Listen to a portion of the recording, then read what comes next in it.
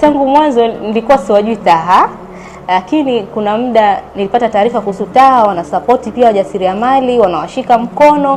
Kwa hiyo nisema acha kwa nini nisende TAHA.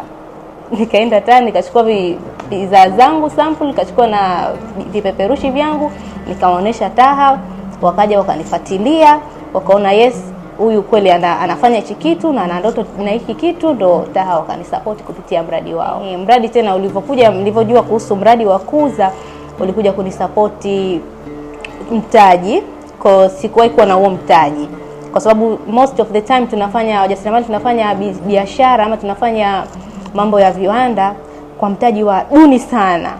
Unakuta mtu hata mtaji wa milioni moja haufiki. So tukile kwa kukisia nilianza na mtaji wa 200,000.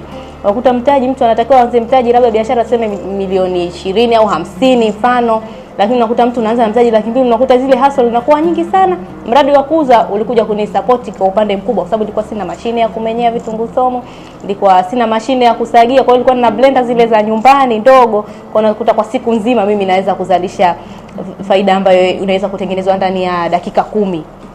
Kwa unakuta ilikuwa napoteza muda mkubwa na walipa watu, lakini kumbe huko mimi najiona naingiza pesa, lakini kumbe nilikuwa napata hasara. Kwa mradi wa Kuza umekuja kunisaidia kuweza kumanage vizuri muda.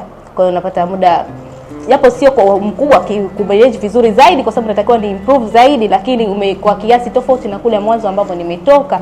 Lakini najua sasa hivi naweza kutengeneza PC 35 asubuhi mpaka zangu saa 7 nishamaliza kazi. Najua hata kama mtu ametaka siku hiyo naweza kumpelekea mzigo ambayo mteja hawezi kukosa.